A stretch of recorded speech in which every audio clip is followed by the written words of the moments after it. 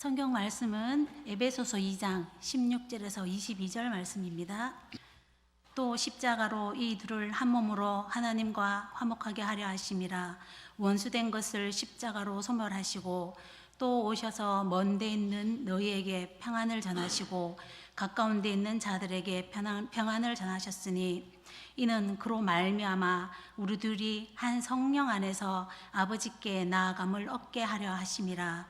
그러므로 이제부터 너희는 외인도 아니요 나그네도 아니요 오직 성도들과 동일한 시민이요 하나님의 본속이라. 너희는 사도들과 선지자들의 터 위에 세우심을 입은 자라. 그리스도 예수께서 친히 모퉁이 돌이 되셨느니라. 그의 안에서 건물마다 서로 연결하여 주 안에서 성전이 되어가고 너희도 성령 안에서 하나님이 거하실 초소가 되기 위하여 그리스도 예수 안에서 함께 지어져 가느니라. 아멘. 그래요, 우리 함께 인사하고 오늘 말씀 나눌까요? 옆에 있는 분들하고 조금 다르게 오늘 인사할 겁니다. 옆에 있는 분 보시고 저를 따라서 합니다. 당신이 교회입니다. 인사할까요? 자, 반대 있는 분 보시고 당신도 교회입니다. 우리 모두 교회입니다. 아멘, 할렐루야. 우리 모두 교회입니다. 오늘은 좀 이렇게 교회라는 이야기를 가지고 한번 말씀을 좀 나누어 보려고 해요. 함께 지어져 가는 교회입니다. 그래요, 더 설명할 게 사실 없습니다. 함께 지어져 가는 교회. 우리가 읽었던 본문 에베소서 2장 22절 제일 끝자락에 예수 안에서 함께 지어져 가는 교회입니다. 교회 건물을 지을 때에는 한쪽만 짓고 끝나는 것이 아닙니다. 교회는 전부 다 완전하게 짓고 완벽하게 봉헌을 해야지 그게 교회가 될 수 있습니다. 우리 개인도 교회이겠거니와 우리가 함께 모여있는 우리 모임의 공동체도 교회입니다. 이 자리에서 한 사람이 빠져서 그 자리에 교회가 되지 못하는 상황이 생긴다라고 하는 것은 사실 하나님께 굉장히 슬픈 일이고 아픈 일이 될 수 있을 것 같아요. 그래서 우리가 서로를 격려하는 교회로서 굳건하게 서 있는 우리 모든 성도님들 되시기를 간절히 축원하고 바라고 소원합니다. 에베소서 우리가 말씀을 보는데 에베소서는 사실 좀 어렵습니다. 신학적인 내용이 좀 많이 들어 있습니다. 근데 핵심적인 내용은 간단합니다. 한 단어예요. 교회입니다. 교회. 교회가 어떻게 서 있어야 되는지, 어떤 모습으로 우리가 교회의 역할을 감당해야 되는지가 에베소서에 담겨 있는 소중한 말씀이에요. 여러분들에게 교회는 어떤 곳인지 한번 여쭤보고 싶습니다. 교회란 어떤 곳입니까? 교회란 한 단어로 정리할 수는 없겠지만 저에게 교회는 잘 안 들렸어요. 뭐라고요? 좋은 말씀을 주시는 것? 예, 좋습니다. 좋은 말씀 주시는 것. 맞아요. 좋은 말씀 주시는 것. 하나님의 말씀이 선포되는 곳이기 때문에 좋은 말씀 주시는 곳입니다. 저뿐만이겠습니까? 여러분들 스스로에게도 서로에게도 좋은 말씀을 많이 해주시기 바랍니다. 옆에 있는 분들 보셔도 안 예뻐도 예쁘다고 말씀해 주시고요. 살 안 빠진 것 같아도 살 빠졌다고 이야기해 주시고요. 좋은 말씀 많이 해주세요. 교회란 그런 공간이에요. 자, 옆에 있는 분들 보시고 아유 예쁘다 한번 해주세요. 안 하시기만 해봐요. 아유 예뻐라. 교회란 그런 곳입니다. 이거는 설교 원고에 없는 겁니다. 방금 말씀해 주셔가지고 하시는 거예요. 저한테 교회는요 생명입니다. 생명이에요. 저한테 교회는 목숨이고요, 주님께서 핏값으로 사신 공동체가 모여있는 곳이 교회입니다. 그런 의미에서 예수님의 핏값으로 사셨으니까 목숨으로 살리시려고 몸부림치셨던 공간이 교회입니다. 그런 교회가 예수님에게만 해당되는 교회가 아니라 저와 여러분들에게도 같은 의미의 교회가 되기를 간절히 축원합니다. 교회는 우리 목숨과도 같은 곳이에요. 소중한 것입니다. 우리가 그것을 믿는다라고 한다면은요, 예수님께서 핏값으로 주셔서 너희들이 나 대신 이제부터 열심히 살아라 하고 우리에게 명령을 주셨기 때문에 우리는 순종하며 사는 사람들이 되어야 됩니다. 그게 믿는 사람들의 기본입니다. 여러분들 잘 아시는 성경 이야기 중에 마태복음 18장에 보면은요 1만 달란트의 빚을, 채무를 탕감받은 사람의 이야기가 나옵니다. 너무나도 잘 아는 이야기에서 설명이 필요 없을 겁니다. 근데 그 1만 달란트의 채무를 탕감받은 사람이 집에 와서 뭘 했는지 아시죠? 자기한테 빚을 져 있는 100달란트한 채무자에게 가서 왜 내 돈을 갚지 않느냐고 되게 난리를 피웠던 내용이 나옵니다. 1만 달란트의 빚을 탕감받았다라고 한다면 뭘 해야 되겠습니까? 감사해야죠. 그리고 자기가 얻었던 그 은혜대로 세상 가운데 전해야 되는 것이 그 1만 달란트 빚진 자, 탕감받은 자가 기본적으로 해야 될 삶의 신앙인으로서의 도리입니다. 그게 바로 순종이에요. 우리에게도 마찬가지입니다. 우리도 사실 용서받을 수 없을 만큼의 큰 죄악을 저질렀고 죽음으로밖에 갈 수 없었음에도 불구하고 우리를 대신해서 십자가에 못 박히신 예수 그리스도가 우리를 살려주셨어요. 저와 여러분들을 살려주셨고요, 우리 교회를 살려주셨습니다. 그래서 우리가 살림받은 자로서의 해야 되는 일이 무엇이냐? 순종해야 됩니다. 순종이라는 것이 무엇이냐? 간단합니다. 우리 15절 말씀 한번 볼까요? 15절 말씀 같이 한번 읽어보겠습니다. 시작. 법조문으로 된 계명의 율법을 폐하셨으니 이는 이 둘로 자기 안에서 한 새 사람을 지어 화평하게 하시고. 자, 15절 말씀 잘 보세요. 법조문으로 된 계명의 율법을 폐하셨다. 십자가에 못 박히심으로 말미암아서 그동안에 우리를 괴롭히고 있던 모든 조항들에게서 우리를 자유하게 만들어 주셨다. 그래서 뭘 하기 위해서? 그 뒤가 중요합니다. 이 둘로 자기 안에서 한 새 사람을 지어 화평하게 하시고. 둘로, 여기서 말하는 건 유대인과 이방인 두 존재를 말합니다. 이 두 존재를 하나로 묶어서 새로운 사람으로 만드셨고, 이 새로운 사람이 뭐냐? 뭘 것 같아요? 두 사람이 하나로 뭉쳤어요. 교회에서 두 사람이 하나로 뭉쳤어요. 그러면 그거를 뭐라고 우리는 이야기하냐면 교회라고 합니다. 그것을 교회를 하나로 묶어서 어떻게 만들어 주셨다? 뒤에 밑줄 그으십시오. 15절 끝에 화평하게 하시고. 예수님께서 십자가에 못 박히심으로 말미암아서 서로 뿔뿔이 흩어져 있었던 사람들, 개교회의 그 사람들을 하나로 묶으시고, 그 묶으셔서 그 묶으신 존재들을 어떻게 만드셨다? 화평하게 만드셨대요. 화평하게 만드셨대요. 여기에 우리 교회가 해야 할 일이 있습니다. 간단하게 말하면 이겁니다. 우리가 한 교회가 되었으니 이 한 교회가 되는 것은 어떻게 되었냐? 우리의 힘으로 할 수 없는 것, 예수 그리스도께서 자기를 내어주심으로 말미암아서 우리가 하나 되었기 때문에 화평한 삶을 살아야 된다라는 것을 우리에게 이야기해 주고 있는 겁니다. 화목한 삶을 살아야 되는 것. 그렇게 화목한 삶을 살 때에야, 그때에야 우리는 예수 그리스도가 우리에게 주신 지상명령, 땅끝까지 복음을 전하라고 하는 그 명령을 감당할 수 있게 됩니다. 땅끝까지 복음을 전하라고 하는 건 쉬울까요? 어려울까요? 땅끝까지 갈 곳도 없어요. 남편, 아내 전도하는 것도 그렇게 힘든 일이잖아요. 근데 교회가 만약에 집안도 마찬가지예요. 저희 집도 혹여라도 자녀들과의 작은 다툼이 있거나 가족 간에 작은 불화가 있으면은 출근하려고 아침에 나올 때 마음이 어떤 마음으로 출근하게 됩니까? 마음이 무거운 마음으로 출근하게 됩니다. 저만 그럴 거 아닐 겁니다. 모든 분들이 마찬가지일 거예요. 가정에서 늘 즐겁고 행복한 일만 있어야 될 텐데 그렇지 못할 때가 있어요. 그러면은 문 밖을 나가는 사람의 마음도 무겁고 집 안에 있는 사람 마음도 편하지가 않은 상태가 됩니다. 그러면은 일도 손에 잘 안 잡히고 잘 안 될 때가 많이 있어요. 그러면 그 일을 잘 하게 만들려면 옛날에 우리는 어른들이 말하잖아요.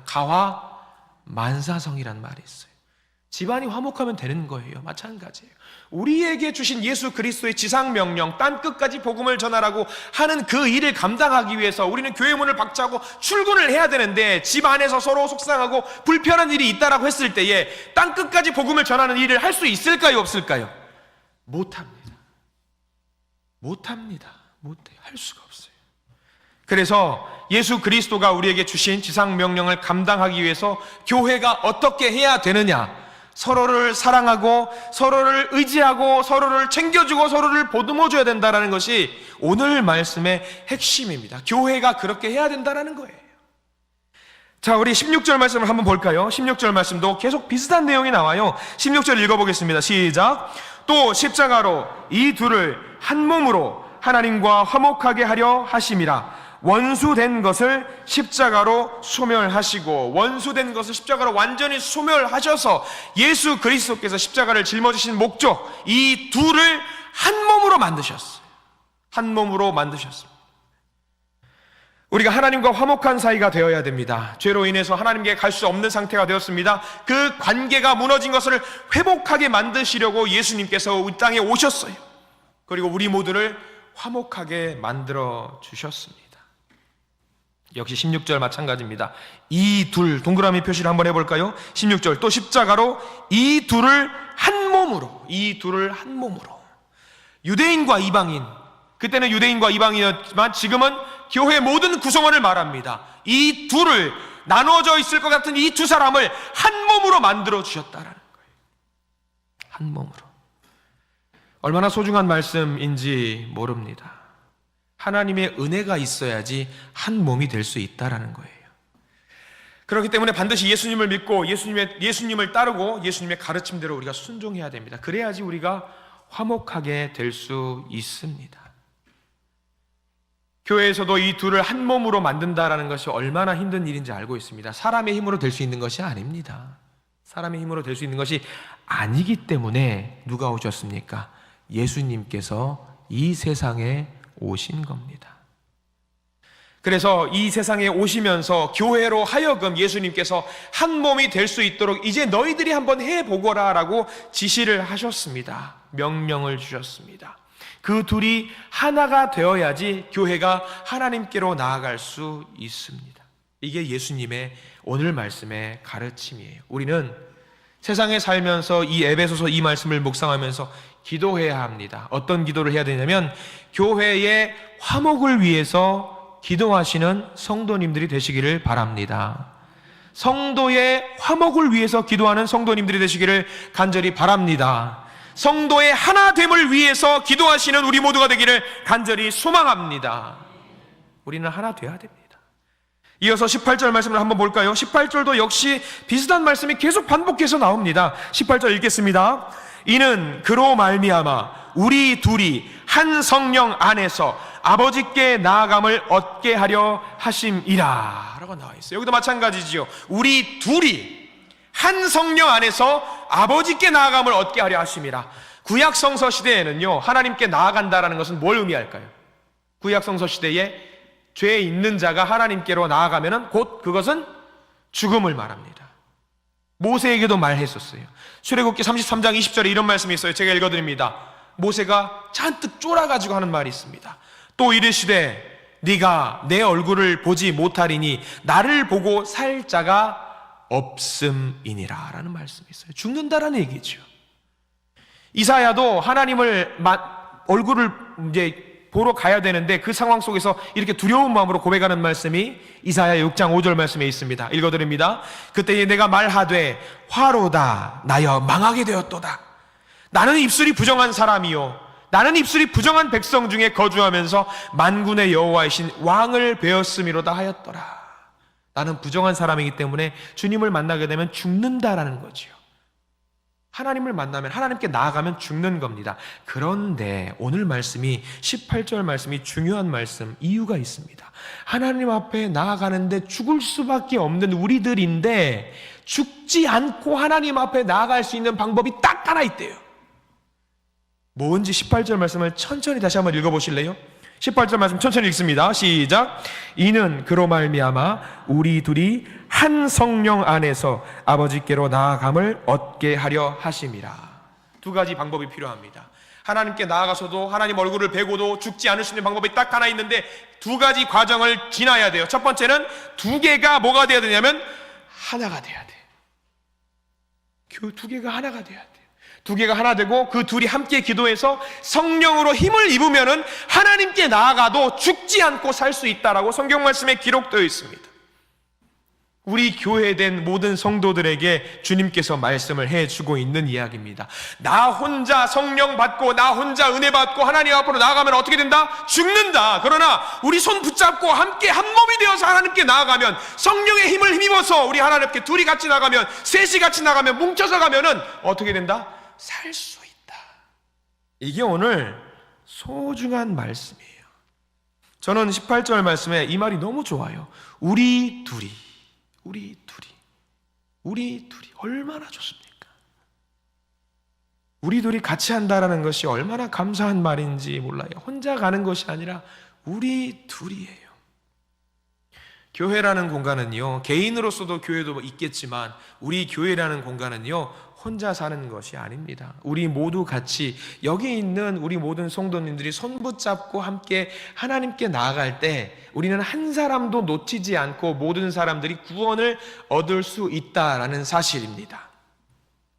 그러면 옆에 있는 분들이 얼마나 소중한 줄 아세요?